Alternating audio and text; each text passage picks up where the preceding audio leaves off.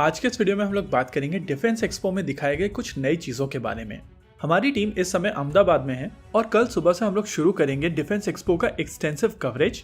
लेकिन defence expo के शुरू होने से पहले ही वायु सर ने कुछ फोटोग्राफ्स शेयर की हैं और इन फोटोग्राफ्स के माध्यम से हम लोग 5 ऐसे सिस्टम्स के बारे में बात करेंगे जो कंपैरेटिवली नए हैं। अभी तक आई फोटोग्राफ्स में मेरे लिए जो सबसे इंपॉर्टेंट सिस्टम रहा है वो है ट्रक माउंटेड 155 मिलीमीटर 52 कैलिबर की हॉवित्जर। डीआरडीओ की एडवांस टोर्ड आर्टिलरी गन सिस्टम को मॉडिफाई करके बीईएमएल के नए ट्रक के ऊपर माउंट किया गया है और यह माउंटिंग की गई है डीआरडीओ की लैब वीआरडीई की तरफ से।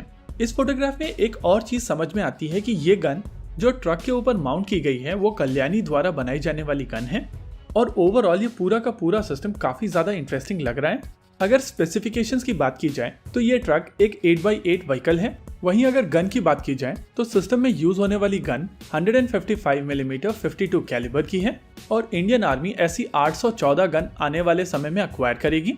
वहीं अगर दूसरे सिस्टम की बात की जाए तो ये एलएनटी की तरफ से बनाया जाने वाला FICV है। हालांकि इस सिस्टम की फोटोग्राफ को देखकर बहुत ज्यादा लोग खुश नहीं हैं।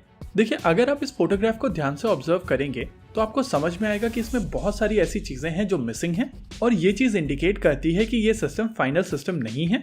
अगर आप इस फोटोग्राफ को ध्यान से ऑब्जर्व करेंगे तो आपको समझ में आएगा कि इसका टर्रेट पूरी तरीके से तैयार नहीं है। इसमें किसी भी प्रकार की ऑप्ट्रॉनिक्स का प्रयोग नहीं किया गया है और मोस्ट लाइकली ये सिस्टम केवल मोबिलिटी टेस्टिंग के लिए बनाया गया है। हालांकि यही सिस्टम आगे चलकर मॉडिफाई करके फाइनल सिस्टम के तौर पर विकसित किया जाएगा, लेकिन आने वाले समय में इस सिस्टम में एड ऑन आर्मर और एक बेहतर टर्रेट लगाई जाएगी।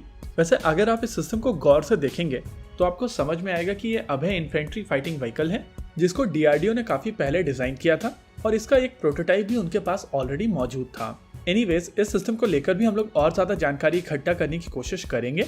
अब बात कर लेते हैं तीसरे सिस्टम की। तीसरा सिस्टम है समर। आप सभी को याद होगा कुछ समय पहले हम लोगों ने आपको बताया था कि आर्मी की तरफ से इन हाउस एक एयर डिफेंस सिस्टम बनाने की कोशिश की जा रही थी। इस सिस्टम को बनाने के लिए सोवियत ओरिजिन की R-27 मिसाइल सिस्टम्स का प्रयोग किया जा रहा है। ये इंफ्रारेड गाइडेड मिसाइल सिस्टम्स पूरी तरीके से पैसिव मिसाइल सिस्टम्स हैं और आप में से ज्यादातर लोगों को ये चीज पता होगी कि इंडिया के पास में एक अच्छे खासे नंबर में ये मिसाइल सिस्टम्स ऑलरेडी मौजूद हैं। यानी कि इस सिस्टम में एग्जिस्टिंग इन्वेंट्री का प्रयोग किया जाएगा और अगर आप इस सिस्टम को क्लोजली ऑब्जर्व करेंगे तो आपको समझ में आएगा कि ऑलरेडी बनकर तैयार हो चुका है और आने वाले समय में इसकी टेस्टिंग शुरू की जा सकेगी। इंटरेस्टिंग चीज ये है कि यहाँ पर समर का एक और वेरिएंट भी इस बार डिस्प्ले में लगाया गया है। यहाँ पर एक सिस्टम R-27 मिसाइल सिस्टम के ऊपर बेस्ड है, वहीं पर दूसरा सिस्टम R-73 मिसाइल सिस्टम के ऊपर बेस्ड है।